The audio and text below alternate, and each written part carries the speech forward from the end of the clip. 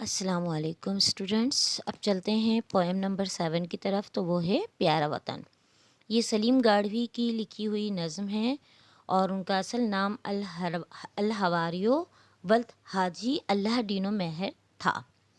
آپ جو ہے 15 اپریل 1925 کو گاؤں جو ہے وہ ضلع خیر پور میرس میں پیدا ہوئے، اور اسکول پڑھنے کے زمانے سے ہی آپ نے جو ہے وہ شاعری لکھنا شروع کر دی تھی، اور آپ کی شاعری جو ہے وہ کافی صنفوں کے اندر موجود ہے۔ آپ متقی پرہیزگار انسان تھے، اپنے والد صاحب کے ساتھ جو ہے وہ گاؤں کی دیکھ بھال کیا کرتے تھے، اور دوستوں میں ان کے جو پڑھنے لکھنے والا شعبہ ان کا سب سے آگے تھا۔ آپ جو ہے وہ دوستوں میں پڑھائی لکھائی میں سب سے آگے تھے، اسی لیے انہوں نے آگے جا کے جو ہے وہ بزم سلیم بھی قائم کی تھی، اور آپ کی کئی جو ہے وہ شاعری جو ہے وہ فنی تربیت کے حساب سے بھی انہوں نے لوگوں کے ساتھ شیئر کی تھی۔ سندھی کے اس بزرگ کا 10 محرم 1408 ہجری 3 سپتمبر 1987 میں کراچی میں وفات پائی تھی۔ ان کی نظم ہے پیارا وطن۔ منجا وطن پیارا وطن، اکھڑیاں سندھا تارا وطن، میرے وطن پیارے وطن، آنکھوں کے تارے وطن، اے دوست دلوارا وطن، ہر جائے ہاکارا وطن، اے میرے دوست دل والے وطن، ہر جگہ مشہور میرے وطن، تو ہی جیاپو جان جو تو ساں صدم جی جون جڑیو، تم ہی زندگی ہو تمہارے ساتھ ہماری سانسیں جڑی ہیں، تو سا اڑایو من آسندم اے سرس سہارا وطن، تجھ سے ہی ہمارا دل لگتا ہے اے بے حد خوبصورت وطن، مٹھڑا وطن تونجی متھاں سرساں سب گھورے چھڈیاں، اے میرے پیارے وطن میں اپنی جان تک تجھ پر قربان کر دوں، تنجو نہ مت کس دیس پیو محبوب مچارا وطن، تم سے جیسا کوئی ثانی نہیں اے میرے محبوب پیارے وطن، سکھیو ستابو شل رہیں کوسو لگے توکھے نہ واؤ، ہرے بھرے تم ہمیشہ رہو تمہیں کسی کی نظر نہ لگے،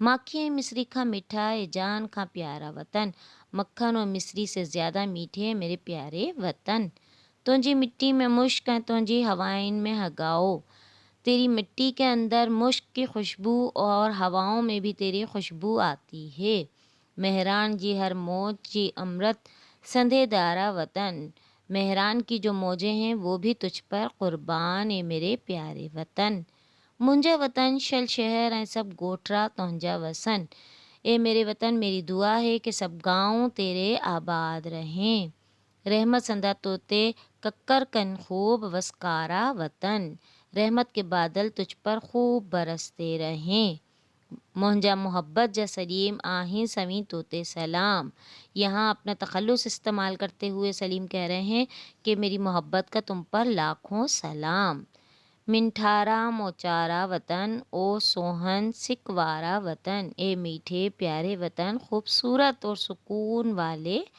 وطن۔ اب چلتے ہیں ہم اس کی ایکسرسائز کی طرف۔ سوال نمبر 1، شاعر جن جو جیاپو کہیں کھیتو سڈے، شاعر جان جو جیاپو وطن کھیتو سڈے۔ سوال نمبر 2، شاعر کہیں جی متھاں سرساں گھورن تھو گھرے، شاعر وطن جی متھاں سرساں گھورن تھو گھرے۔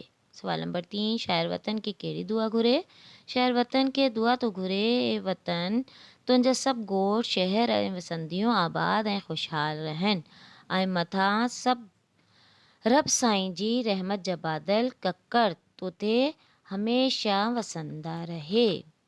اب ہیں ان کے جملے۔ ہاکارا مشہور، پاکستان میں کیترین ہی ہاکارا جایوں آہن، جیاپو زندگی، ہوا ऐं पाणी जानदारनि जी जियापो आहे، सरस बेहद असांजो वतन सरस सुहिणो आहे, सुहारा ख़ूबसूरत असांजे वतन में केतिरा ई सुहारा इलाइक़ा आहिनि, घोरे क़ुर्बान होश मोहम्मद शेरी पंहिंजे वतन तां जान घोरे छॾियो, मत सानी असांजो दीन जो मत ॿियो को बि दीन कोन्हे, हंगाओ ख़ुशबू असांजे देश जी मट्टी में हवाइन जी हगाओ आहे। उसके बाद है इसकी तशरीहात।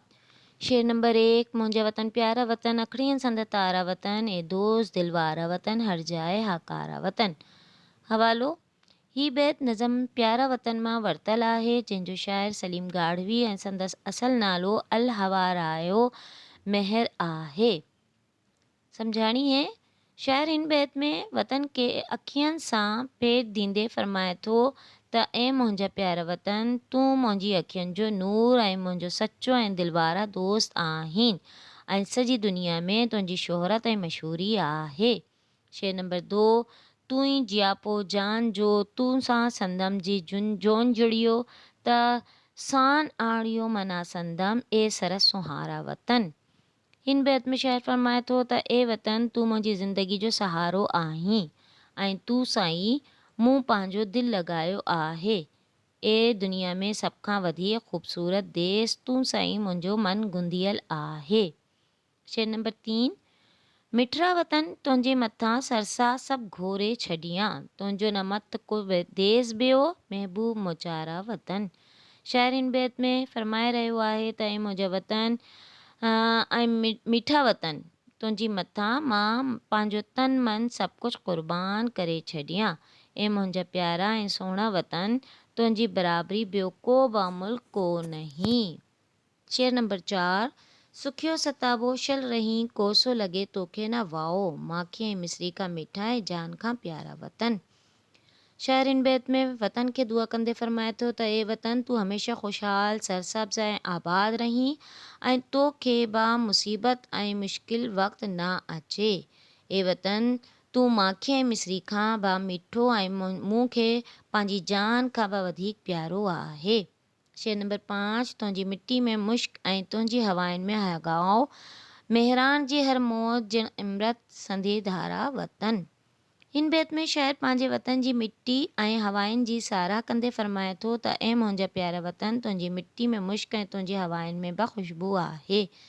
मेहरान सिंध दरिया जो है, जिन दे पाणी में कुदरत एॾी त शिफ़ा रखी आहे, जिन ही पाणी देशवासियुनि लाइ अमृत यानी ज़िंदगी आहे। शेर नंबर 6, मुंहिंजा वतन शल शहर ऐं सभु ॻोठरा तुंहिंजा वसन, रहमन संदा तोखे ककर कनि ख़ूब वसकारा वतन। शाइर हिन बैत में हर वतन लाइ दुआ घुरंदे फरमाए थो त ए वतन, रब साईं शल तुंहिंजी सभिनी शहरनि ॻोठनि ऐं वसंदियूं खे आबाद रखे, ख़ुशहाल रखे ऐं मथां रब पाक जी रहमत जा ककर तूं ते हमेशह वसंदा रहे। मुंहिंजा मोहब्बत जा सलीम आहिनि सवीन तूं ते सलाम, मिंठारा मोचारा वतन और सोहन सहकारा वतन। हिन शेर में शाइर वतन सां मुखातिब थींदे फरमाए थो त ए मुंहिंजा प्यारा सोहिणा ऐं मुंहिंजे दिलि खे क़रार ॾियण वारा वतन, सलीम तो ते पंहिंजी मोहब्बत ऐं अक़ीदत जो सवियन सलाम पेश करे थो। मिलते हैं इसकी आखिरी पोयम के साथ। अल्लाह हाफिज़।